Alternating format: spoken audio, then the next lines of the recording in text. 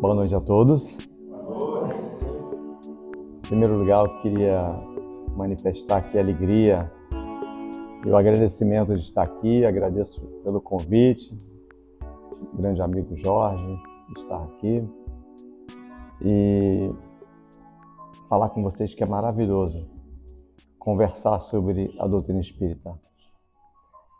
Que a gente possa estar envolvidos dos nossos irmãos, amigos, amores e mentores espirituais, que estejam todos junto conosco e sempre estão, né? Distorcem por nós, os nossos irmãos desencarnados, pelos irmãos também que não puderam, por algum motivo, estar aqui na noite de hoje. E gratidão por estar aqui. E o nosso tema, ele vai falar justamente sobre a gratidão. Gratidão, caminho para a felicidade. Eu sou o Caetano, né? Está anotadinho ali, Grupo Espírita Fraternidade, lá em São Pedro da Aldeia. Fica numa área rural, é uma casa espírita bem... Você pega uma estrada lá, a Estrada da Cruz, vai embora, o asfalto acaba, né? E você anda mais de carro, mais uns 10 minutinhos e chega lá. É uma casa bem aconchegante, muito gostosa, muito acolhedora também. E isso. Acaba a estrada, tu vira a esquerda. Ótimo. É isso aí. Vai embora. E é muito bom estar aqui, tá bom? Então vamos lá. Olha, eu encontrei esse quadrinho, eu achei muito interessante e tem a ver com o nosso tema, né?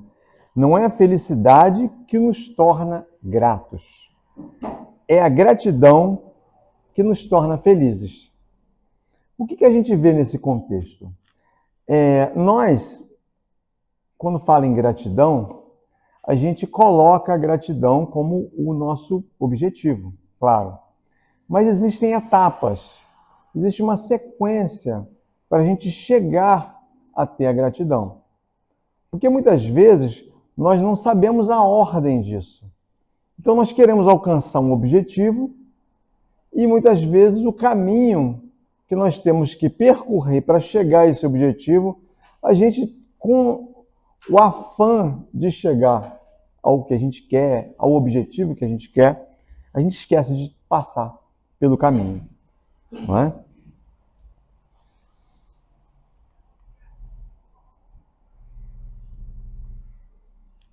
E aqui no Livro dos Espíritos, no livro 4, Esperanças e Consolações, capítulo 1, Penas e Gozos Terrenos. O homem pode gozar na Terra de uma felicidade completa? Kardec pergunta isso aos espíritos. E eles dizem, não, pois a vida lhe foi dada como prova ou expiação, mas dele depende abrandar os seus males e ser tão feliz quanto se pode ser na Terra. Olha, que notícia boa, né? Então foi dada como prova e expiações, mas dele depende abrandar os seus males, né? E ser tão feliz, ou seja, diminuir os males da melhor forma possível e ser tão feliz quanto se pode ser na Terra, né? E continuando aqui, Kardec faz um comentário. Eu pulei demais.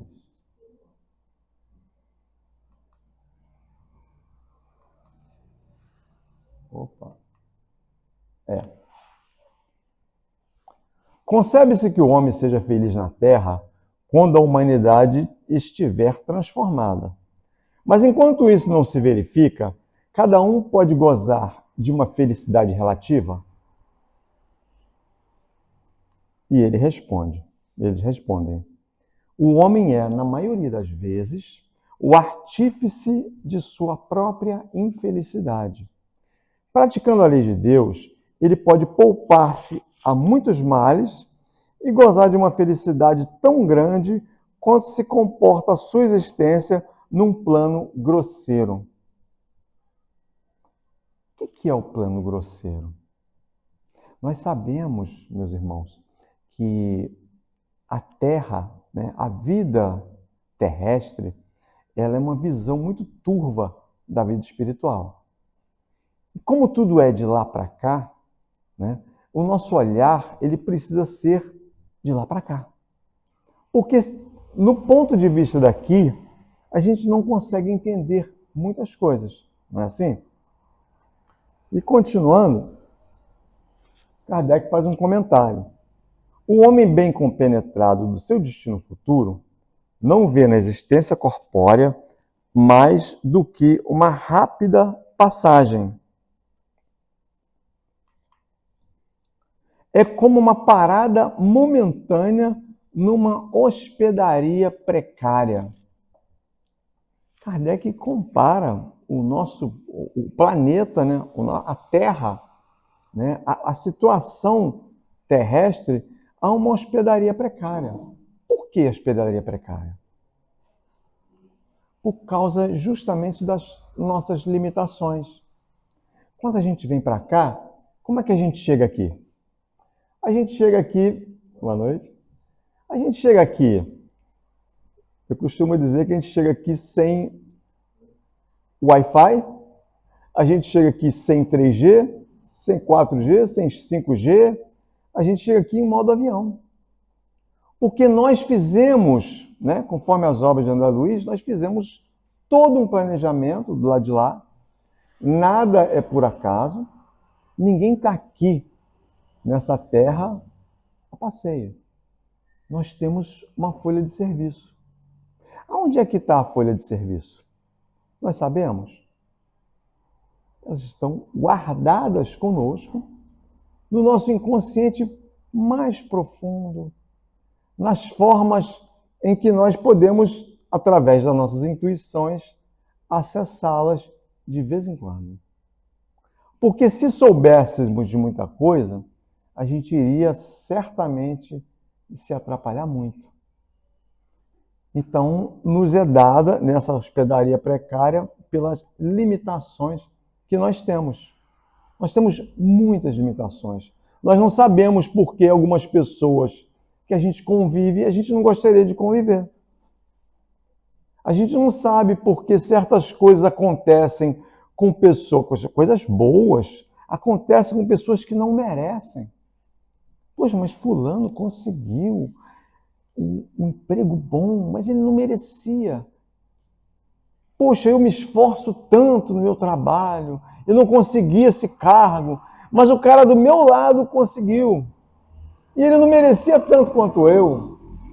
Ele não se esforçava tanto quanto eu me esforço. E eu não sou valorizado. Quantas vezes a gente pensa isso? Ou já pensou em algum tempo? Ou já ouviu alguém comentar isso? Não é? Então, essa é a nossa hospedaria precária.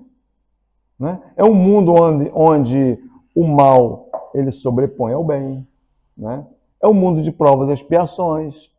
As expiações se referem ao passado, né? As coisas que nós, né, deixamos para trás, uns parafusinhos soltos, nós estamos expiando agora. E o que é as provas? As provas são em relação ao futuro. Então, se tem provas em relação ao futuro e expiações em relação ao passado, nós sabemos que estamos num mundo de transição. Nós estamos transitando em dois momentos diferentes através do tempo. Não é? Ele se consola facilmente de alguns aborrecimentos passageiros. Uma viagem que deve conduzi-lo a uma situação tanto melhor quanto mais atenciosamente tenha feito os seus preparativos para ela. Vai depender também da forma que nós enxergarmos os obstáculos. De que forma que eu enxergo? Qual é o meu nível de compreensão diante das coisas que eu passo? Eu compreendo? eu vivo protestando, eu vivo reclamando, eu vivo triste o tempo todo, eu fico prestando muita atenção nos benefícios dos outros e os que eu recebi. Eu observo também? Ou às vezes as coisas passam por mim e eu nem vejo. Mas qualquer benefício de alguém, qualquer situação com alguém, eu presto atenção. E fico, de alguma forma, feliz ou chateado. Não é? E continuando. Somos punidos nessa vida pelas infrações que cometemos às leis da existência corpórea, pelos próprios males decorrentes dessas infrações e pelos nossos próprios excessos.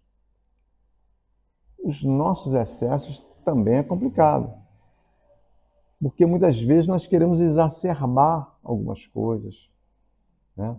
A gente fica muitas vezes compenetrados, ocupados, distraídos com situações materiais. Não é que você não possa ter as coisas, não é que você não possa usufruir, mas a gente tem que ter cuidado com as distrações. Porque tem pessoas que se ocupam com tanta coisa, tem gente que arruma tantos afazeres que não tem tempo para nada. Não tem tempo para os familiares. Ele está preocupado com tanta coisa lá fora que ele esquece do que Jesus chamava o próximo. Quem é o próximo? É o que está próximo. É aquele que está dentro de casa. É aquele que está perto, está no trabalho. É aquelas pessoas que a gente vê todo dia. E nós queremos avançar, né? Online para lugares distantes. Não é?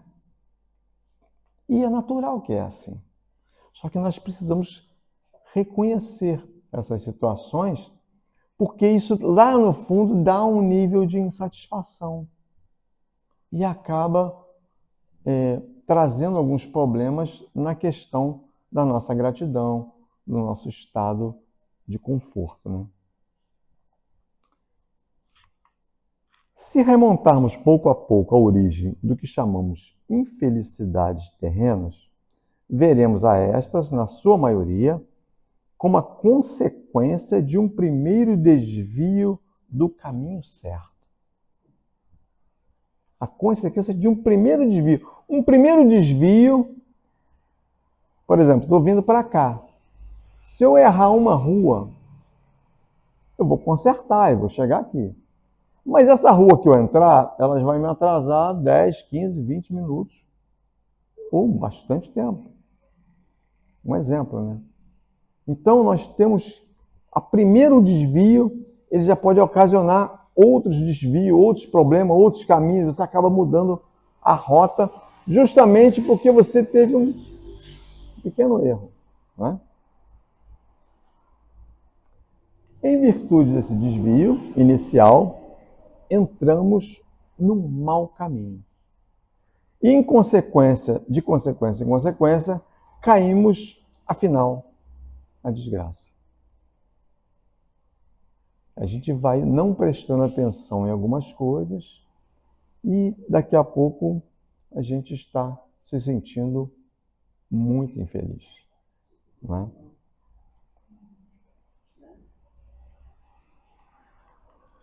Aí na 922, a felicidade terrena é relativa em cada um. O que é suficiente para a felicidade de um faz a desgraça do outro. Há, entretanto, uma medida comum de felicidade para todos os homens? Existe uma felicidade padrão que todos possam usufruir? Para a vida material, a posse do necessário. Para a vida moral, a consciência pura e a fé no futuro. O que é a posse do necessário, hein? Todo mundo tem que ter só uma televisão, um carro ou uma casa? Todo mundo vai ter as mesmas coisas? Será que é assim que os Espíritos quiseram dizer? Não, não é assim. O necessário é aquilo que cabe ao nosso estado de consciência. Tem pessoas que conseguem lidar com mais coisas, tem pessoas que têm dificuldade e fica melhor lidando com menos coisas. Tem pessoas que se atrapalham com pouca coisa. Tem pessoas que não se atrapalham com mais coisas.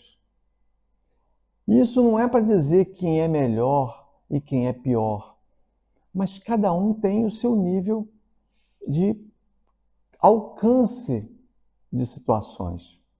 Tem pessoas que você consegue fazer tanta coisa ao mesmo tempo, né? Você consegue trabalhar, você consegue estudar, você consegue fazer faculdade, com atividade difícil. Hoje em dia as mulheres estão ocupando esse espaço na sociedade. Elas estão ocupando tantos lugares que é uma admiração que causa nas pessoas. Até os próprios homens estão admirados com isso. Mas é uma questão de condição que a pessoa se coloca, desde que se sinta confortável também, não é? Porque quando se fala em a posse do necessário, é aquilo que nós conseguimos dar conta. Não é que todo mundo tenha que ter a mesma coisa, as mesmas obrigações, fazer as mesmas coisas. Porque muitas vezes a gente cobra dos outros. Nossa, você tem que fazer. Por que você não consegue fazer isso? Por que você não consegue executar tal tarefa? Cada um tem a sua aptidão. Os talentos mudam. Exatamente. Eu conheci a doutrina espírita justamente no momento em que eu criei uma loja e o número de pessoas foi aumentando. O número de colaboradores, funcionários, prestadores de serviços, os indiretos, os diretos, vendedores, fornecedores, foi aparecendo e a cabeça foi ficando... E eu ficava nervoso porque eu achava que todo mundo tinha que ter a mesma capacidade. Aquilo me causou um estresse terrível. Eu confesso a vocês que eu fui parar no neurologista. A minha querida esposa Cássia, e nós temos 33 anos de casados, ela convivia com tudo isso. E eu dormia 1 hora por noite, 2 horas. O neurologista olhou para mim, você trabalha em quê? Eu falei, trabalho no comércio. Ele deu uma risada, assim. Aí me passou um tarja preta para me tomar. Aí eu consegui dormir até às 7 da manhã. Mas por quê? A culpa era de quem? Era das pessoas? Não. Era minha. Eu não estava conseguindo, eu estava cobrando dos outros, por eu cobrar muito de mim. O que eu fazia? Cobrar de todo mundo também. Se eu tenho condição de fazer, e eu realmente tinha, porque o negócio aconteceu, eu queria que todo mundo se tornasse, não igual a mim, mas fizesse pelo menos alguma coisa bem, né? Em modo avançado. Não conseguiam. E eu me aborrecia, mas eles faziam, mas às vezes faziam de forma diferente. E a nossa paciência, ela diminui. Ela fica pequenininha. E é ruim. Então, depois de anos, né? Essa loja vai fazer 20 anos ano que vem. Depois de anos eu fui aprendendo que não existe a pessoa ruim de trabalho, não existe a pessoa ruim de emprego, existe o funcionário, existe o colaborador que está no setor errado. A culpa é do gestor.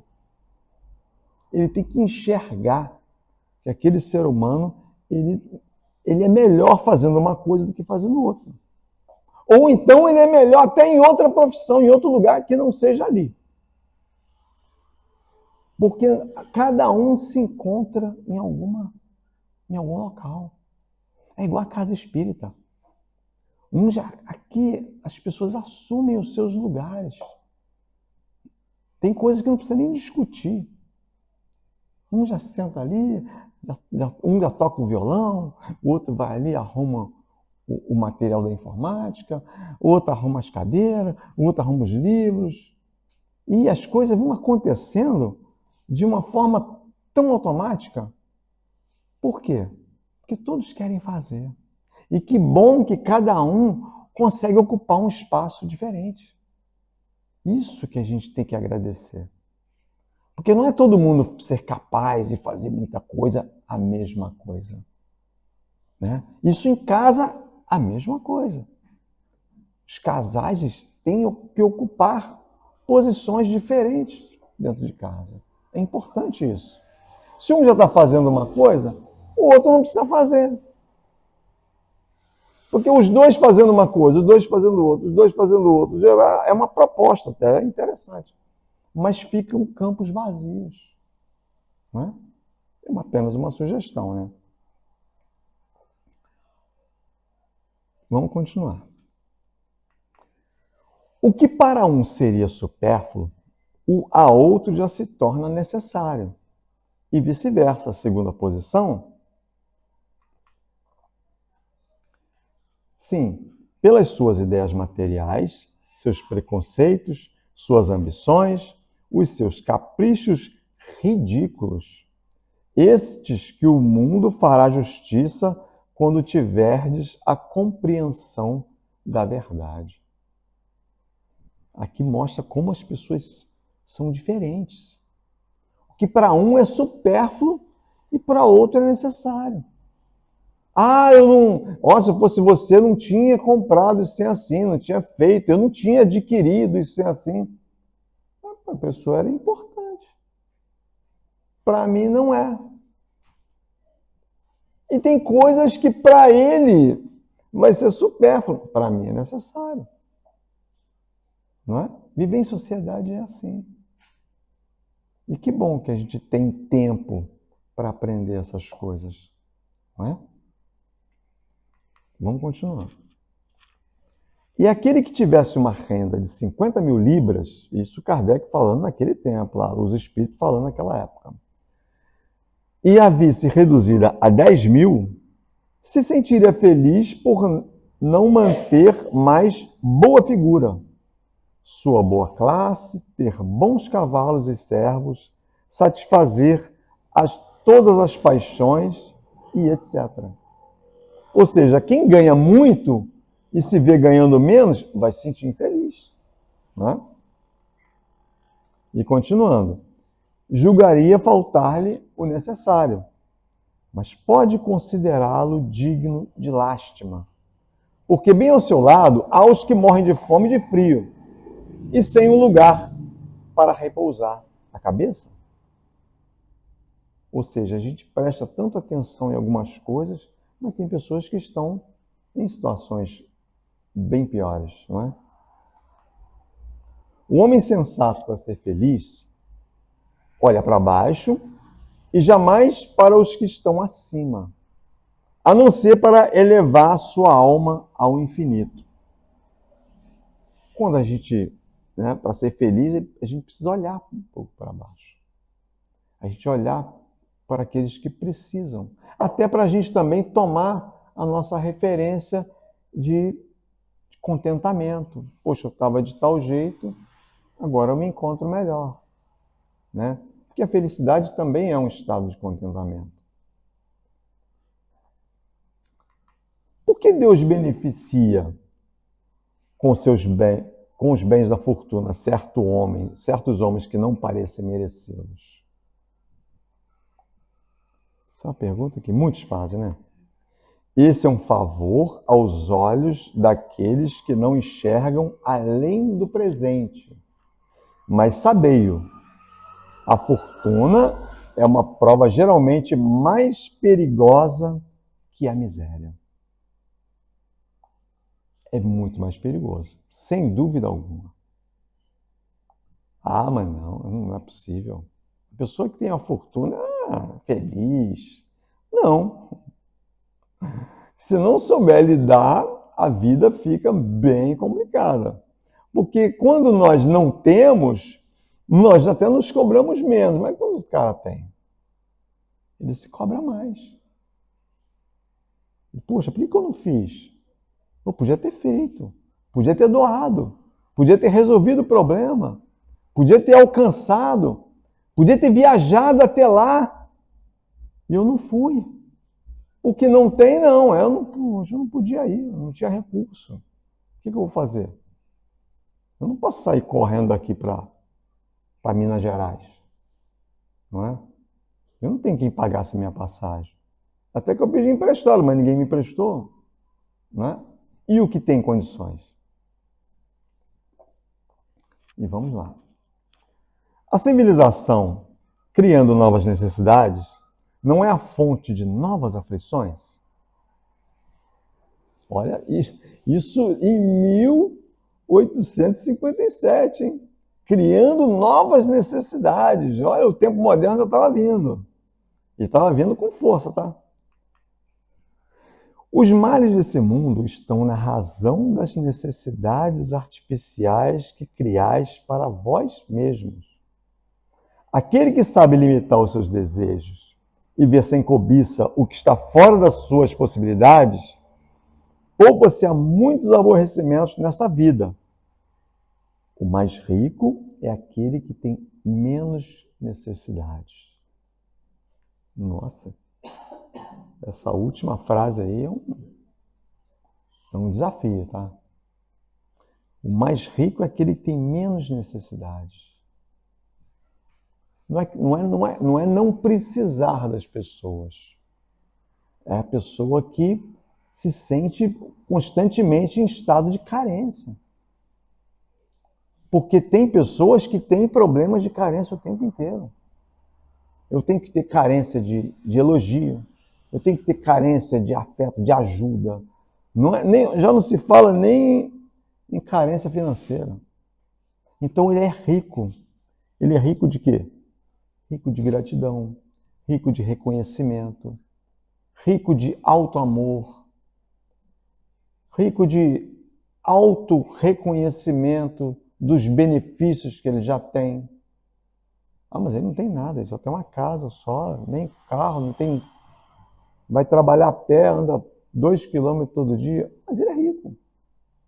Ele é feliz. Não é? E continuando.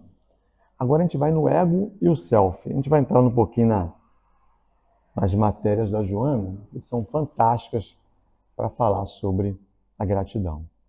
Segundo Carl Gustav Jung, né, psiquiatra suíço, o ego e o self são instâncias psíquicas distintas.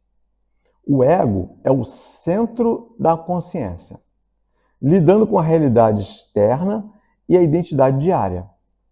Enquanto o self, si mesmo, apresenta a totalidade da psique, abrangendo consciente e inconsciente. Vou explicar para vocês aqui, para a gente entender legal. O ego é o que eu quero, é os meus desejos. Ele é o centro da minha consciência, das minhas escolhas.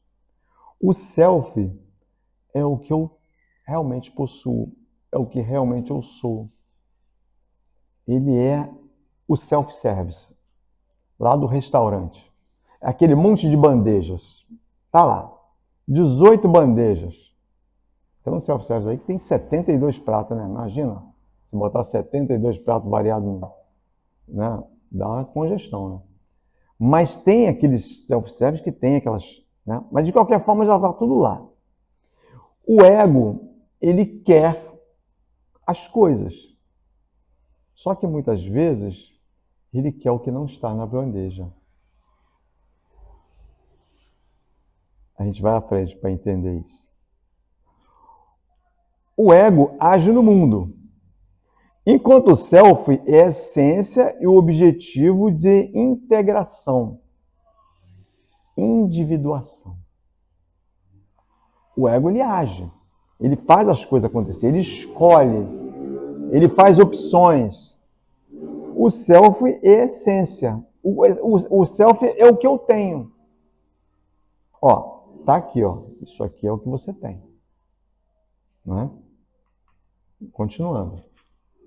Individuação é o amadurecimento psicológico que busca a totalidade do ser e envolve integrar aspectos conscientes e inconscientes, incluindo a aceitação da sombra e não apenas a perfeição.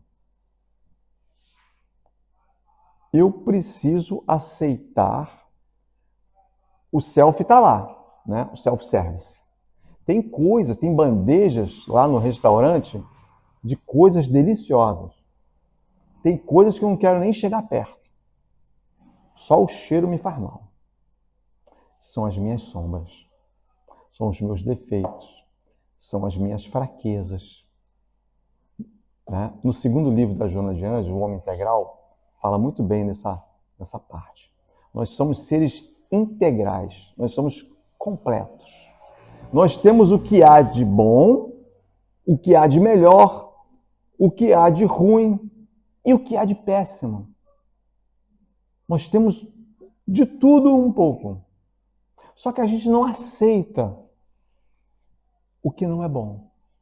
A gente quer extirpar o orgulho, a vaidade. Não, eu não posso, não, eu não sou orgulhoso, não. Depois que me tornei espírita, eu fiquei um cara maravilhoso. Eu falo baixo com todo mundo, quase ninguém me ouve. Eu me abstenho de discussão. Eu sou uma pessoa perfeita. Aí o cara leva uma fechada na rua. Né? Aí ele modifica, vira outra pessoa. Não, mas aquilo ali não foi eu não, aquele foi um espírito que incorporou em mim. Foi um obsessor. Fácil, né? A culpa é dele. Nós não somos culpados. É a falta da aceitação da sombra. Porque eu tenho as minhas sombras. Eu tenho meu... Aí o Haroldo Dutra fala interessante. Você tem que fazer as pazes com as suas sombras. Você detectar o seu orgulho dentro de você e falar para ele assim, opa, eu tô aqui, ó. Orgulho, ó, eu tô aqui do seu lado, tá? Não me atrapalha não, pera aí um pouquinho. Senão você vai me fazer enaltecer e eu vou ficar vou dar branco aqui, vou esquecer tudo que eu tenho que falar. É isso que o orgulho faz com a gente. Ele nos inibe, ele atrapalha.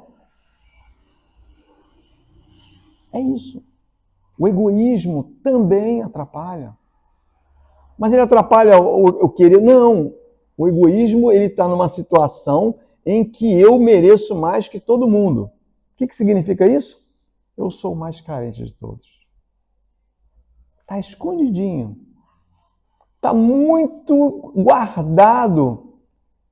Não, mas eu não sou egoísta, não. Eu sou um cara muito legal. O que é meu é de todo mundo. Mas não bota a mão nas minhas coisas, não, que eu não gosto. A gente fala isso até em pensamento. Mas fala. A gente pensa. Não é? Então a gente tem que aceitar a sombra. Nós temos que aceitar a nossa integralidade. Não é? Vamos lá. O ego, centro da consciência, é o eu que pensa, sente e age, formando nossa personalidade consciente e lidando com adaptação social. É o ponto central da consciência, mas subordina-se ao self.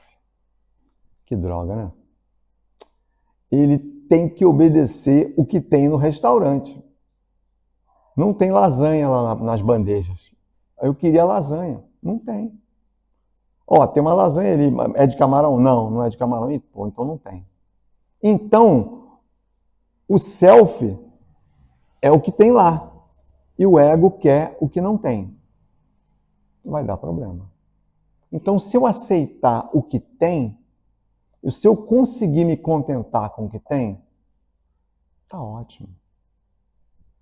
Eu já estou a caminho da felicidade e da gratidão. Não é? E vou me tornar grato. O self, que é a totalidade da psique, é o arquétipo da totalidade, unificando os opostos consciente e inconsciente e representa o verdadeiro eu, a potencialidade máxima do indivíduo. Temos nossos talentos, né? O que é os nossos talentos? Às vezes tem talentos que a gente nem conhece. Olha, e detalhe, tem coisas muito boas que nós gostamos de fazer, ou gostaríamos de fazer, ou até que não gostamos, mas a gente tem talento para fazer aquilo. Ah, mas eu não sei fazer isso não. Já tentou fazer? Não. Porque antigamente era assim, né? Eu era criança, aí meu pai falava assim, você sabe fazer isso assim? Não, você vai aprender agora. Aí eu aprendia, e era bom. Já comeu... Eu lembro uma vez que eu não suportava jiló. Mas eu não suportava o jiló, mas eu não tinha comido jiló. Eu olhava aquele negocinho redondinho, eu brincava com os palitinhos de fazer bichinho, que ele tinha aquele rabinho, né? Eu brincava. Então aquilo para mim era um brinquedo, não era uma comida. Então para comer não servia. Aí um dia meu pai sentado na mesa, come jiló, meu filho. Não quero não. Ele olhou para minha mãe, bota um pouco de jiló para ele aqui. Aí eu, a cara feia, vai comer. Você nunca comeu. Sabe que eu comi o jiló e gostei? Ah, eu quero mais. Aí, tá vendo? Se eu não obrigo você a comer, você não come. E eu adoro jiló até hoje. Porque nós não sabemos das nossas capacidades. Nós muitas vezes não sabemos. E por acaso, as nossas escolhas são equivocadas. Muitas vezes. Né? Agora tem o eixo ego-self. O equilíbrio é crucial, pois o ego precisa ouvir o self, que é o eixo, para não viver no piloto automático. Aí eu coloquei aqui uma observação. Jesus sabia como ninguém lidar com essas situações. O que é o eixo ego-self? Quando eu tenho a clareza das minhas capacidades, eu não tenho surpresas, eu não tenho decepção, eu não fico assustado, eu não fico decepcionado comigo, eu não fico decepcionado com a pessoa que aponta uma fraqueza minha. Caetano Zapalestra foi horrível. Nossa Senhora. Eu estou me esforçando, né? Vou tentar trazer um trabalho melhor. Né? É frustrante? É. Frustra. Mas o que eu posso fazer? Melhorar. Ou vou trazer outras palavras. Vou trazer uma história. A gente pode fazer muitas coisas para melhorar a condição das coisas que a gente faz, das atividades que a gente promove. Um pet espírita é uma maravilha, né? Qualquer casa. Né?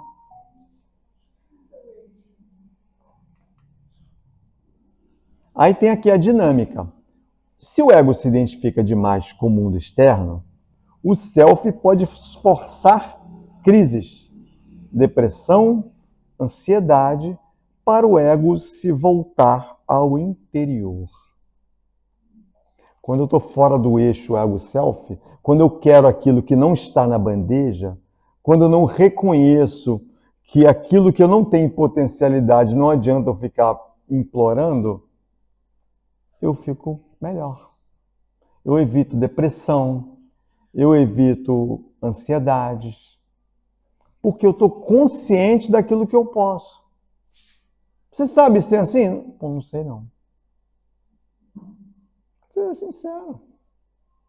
Ah, mas fulano sabe, eu tenho que saber. Não, ele sabe, que bom que ele sabe, ele vai me ajudar. Eu não sou obrigado a saber tudo. A gente não é obrigado a saber tudo. Vamos conversar todo mundo, vamos chegar a uma conclusão, porque eu estou com uma dúvida aqui também. Não é? E quando a gente não faz isso, a gente se frustra. Não é? Conclusão. O ego é a parte e o self é o todo. Eu achava que o ego era enorme. Né?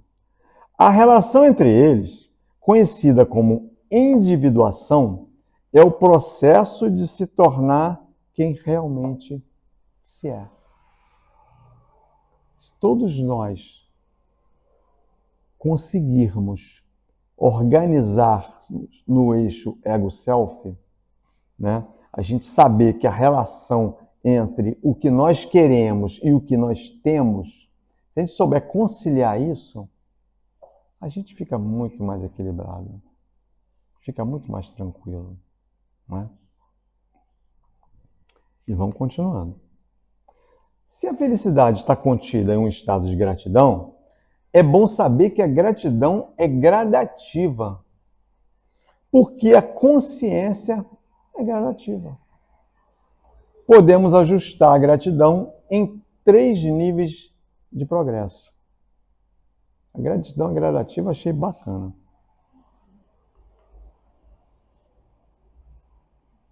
Gratidão instintiva. É a gratidão básica. Obrigado porque deu certo. Dependerá do resultado. Está condicionada ao ganho. Ou seja, é uma gratidão instintiva, básica, mas ela vai depender do resultado. Eu só vou agradecer se der certo. Se não der certo, eu não vou agradecer. Tá? Então a gente fica nessa questão. Aqui a felicidade é frágil. Ela oscila conforme o cenário. Felicidade tem uma fragilidade. Eu preciso que as coisas aconteçam direitinho para eu me sentir grato, né? Aí a gente vai avançando mais para dentro, né? A pessoa começa a agradecer, a gratidão consciente, começa a agradecer não só pelo que recebe, mas pelo que aprende. Não foi como eu queria, mas me ensinou. Você observa que aqui o estágio da pessoa está mais inconsciente, a consciência já está mais tranquila, mais plena. Aqui já existe maturidade emocional. Já não é reação, e sim uma escolha.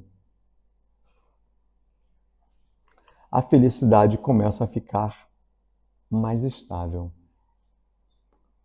Ou seja, eu já tenho um nível de complacência, já consigo compreender aquilo que pode provavelmente não dar certo, que pode não preencher as minhas expectativas, não é?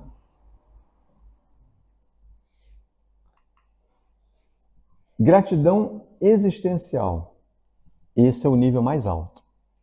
Gratidão por existir, pelo processo, pelo crescimento, até pelas dores que lapidam. Como dizia o nosso grande irmão Francisco de Assis, né? Ele se referia à irmã dor. Ele compreendia a dor como uma amiga, como alguém que ia cuidar dele. Não é? Na visão espírita, isso tem conexão direta com evolução espiritual.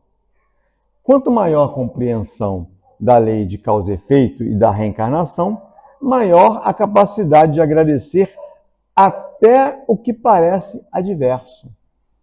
Olha que bacana. A partir da reencarnação, a gente elimina os preconceitos. Porque provavelmente eu já fui muitos outros tipos de pessoas. Já fui mulher, já fui homem, já fui rico, já fui pobre, já fui negro, já fui pardo, amarelo, japonês, chinês, tudo que é raça. Eu me admito ter sido muitas coisas. Eu brinco até com a Cássia aqui. Eu posso ter sido mulher, ela pode ter sido homem. E qual é o problema? O espírito, para evoluir, ele tem que preencher todos os aspectos. E tem que estar presente em todas as situações da vida. Ah, mas eu só fui homem. Então não entende nada de mulher. Ele não vai ter empatia por uma situação ligada à mulher. Porque ele não se imagina. Não é? Então, a a visão da reencarnação, ela nos ajuda a praticamente eliminar os preconceitos. Não é? Aqui, Joana esclarece que a felicidade deixa de depender das circunstâncias. Ela vira estado interior.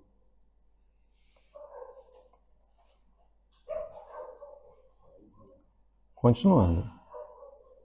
Trata-se de uma questão gradativa porque a consciência ela se expande.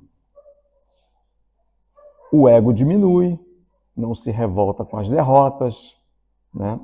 Há uma expansão de consciência. A compreensão aumenta, a percepção da providência divina se aprofunda, a gratidão cresce junto com a lucidez. Não é? A depressão é um estado de revolta. Está no livro do Alírio Cerqueira Filho, né? O livro A Cura Espiritual da Depressão. A revolta, né, ela traz a depressão. Poxa, mas o depressivo ele não tem revolta? Tem. Ele quer mudar alguma coisa. Ele quer mexer em alguma coisa que não tem como mexer. Porque ele não se conforma. Ele está inconformado. Vira depressão. Eu não aceitei que não tinha lasanha de camarão no restaurante. Até hoje eu estou chateado. Nunca mais eu vou lá. Né? Mas, ou seja, eu não tenho isso no meu self. Eu quero escolher uma coisa, eu escolhi uma coisa que eu não tenho. Então eu estou frustrado, porque eu não consegui chegar lá. Não é? Em Provérbios 12, 25, temos o texto. O coração ansioso deprime o homem. Descrevem a ansiedade como causa da tristeza. E há relatos de figuras bíblicas como Jó, Elias, Davi, que sentiram desânimo profundo e desejo de desistir. Muitas pessoas, nós mesmos já sentimos desejo de desistir. Né? Não é falta de fé. A depressão é vista como uma alma ferida ou esgotada, não como sinal de condenação ou fraqueza espiritual. Se a Joana adiante. Porque a depressão, as pessoas falam, mas eu estou com uma depressão, estou sentindo uma... Quando você está ferido, você está esgotado, você está cansado de procurar uma coisa que você não conseguiu, ou que você não foi realizável. Vamos continuar. É assim que se dá a estratégia humana. Se felicidade é estado de gratidão e gratidão é igual a nível de consciência, então a felicidade é proporcional ao nível de consciência. Isso muda tudo, porque você para de buscar felicidade fora e começa a expandir consciência dentro. Eu não tenho que esperar que a felicidade venha de fora. Esse é o grande problema. Que nós esperamos a felicidade que o outro vai nos trazer, as condições vão nos trazer. Eu vou me tornar melhor depois que eu me aposentar. Eu vou me tornar melhor depois que os meus filhos concordarem com o que eu falo. Eu vou me tornar melhor quando as pessoas discordarem menos de mim. Quando a minha esposa parar de brigar comigo. Então a gente vai passar a ser mais feliz, né, depois que as coisas de fora nos acontecer. Nós vamos ver em estado de expectativa o tempo inteiro.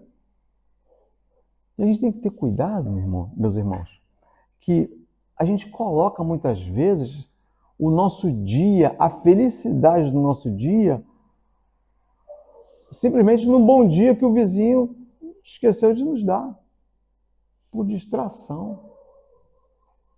A gente sai de casa, bom dia, aí a pessoa não respondeu, tá com raiva de mim, tô chateado também, não sei o quê. Às vezes a pessoa está distraída. Porque já chegaram pessoas perto de mim, eu falei com você, mas você não respondeu. Ou seja, o Chico falava uma coisa muito interessante. Ele falava assim: eu dou o direito das pessoas ser como elas são, para elas entenderem e me aturarem também do jeito que eu sou. Então eu também tenho as minhas dificuldades, eu tenho as minhas mazelas, eu tenho as minhas distrações. E eu preciso entender, né? Às vezes alguém passa de carro perto de mim, isso acontece toda hora. O trânsito é uma coisa terrível, né? Para testar nós espíritas também. Aí eu passo, aí eu olho assim, dá uma raiva. Aí eu olho, também faço isso. Também de vez em quando eu dou uma de apressadinho assim, quero ultrapassar. Então você também tem, né? Porque senão a gente vai chutando as coisas e sem o nível de consciência de saber que nós também erramos, né? Cometemos algumas gafes, né? Trata-se de gestão emocional, eu botei aqui de alto nível. Gestão emocional. Eu tenho uma outra palestra que fala sobre o cérebro trino, é maravilhoso. Porque quando falo em gestão emocional, eu estou falando em memória de longo prazo. Você quer que uma pessoa se lembre muito de uma coisa que você disse? Emocione. Tudo que você disser que tem cunho emocional tem memória de longo prazo.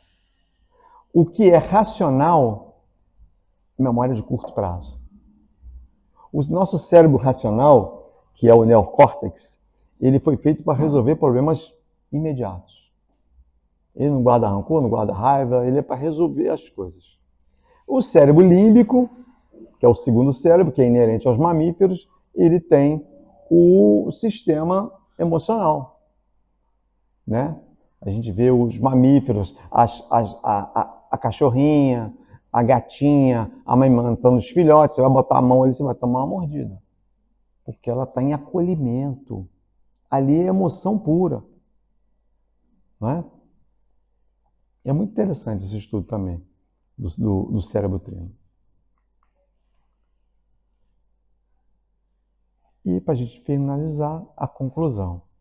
A gratidão pode ser treinada. A gente pode treinar a gratidão. A gente não pode chegar e falar assim, a partir de hoje eu vou ser grato. Não, é aos poucos. A gente vai treinando, tá? Também não é uma semana ou um mês não, tá? É por toda a vida. É um treino. Aí tem o diário da gratidão. Estado de observação e agradecimento. Eu tenho que observar e agradecer. Reinterpretação de eventos, preceitos materiais e espirituais. Serviço ao próximo nos traz consciência de utilidade. Poxa, que tem que fazer caridade por quê? Para ajudar as pessoas? Não estou a fim de ajudar ninguém, não. Não, eu tenho que ter consciência de que eu sou útil. O beneficiado sou eu. Eu não vou lá distribuir cesta básica, não. Não vou entregar cesta básica para ninguém, não, que as pessoas nem agradecem. É um povo sem educação. Uma amiga nossa no Fraternidade, uma vez, a gente foi participar da entrega das cestas. Depois eu perguntei a ela, e aí, gostou? Não vou lá mais não. Ué, por quê? Ela falou comigo assim, off, né? Não vou não. Povo mal educado. Pega a cesta assim, puxa da sua mão, que ela não te dá nem um bom dia, não agradece. Gente mal educada, as criançadas gritando para lá para cá. Eu falei, filha, mas é assim mesmo. Você já imaginou? Aí eu brinquei com ela. Você já imaginou você recebendo uma cesta básica? Eu não. Imagina a frustração. Ninguém fica feliz de estar recebendo. Se elas pudessem, ali naquele momento que o chão se abrisse ali e a cesta sumisse com ela, com tudo, e aparecesse em outro lugar, seria maravilhoso. Eles sentem constrangimento. O constrangimento faz a pessoa ficar até um pouco muito sem graça e parecer mal educado. Aí depende também do pensamento de quem está doando. Né? Estudo espiritual nos traz consciência de esperança. Tem vida após a essa. Tem o porvir dessa vida. Né? Autoconhecimento. Consciência dos talentos, das nossas limitações. Olha que interessante também. Escolha de forma gradativa ser grato e terás alegria.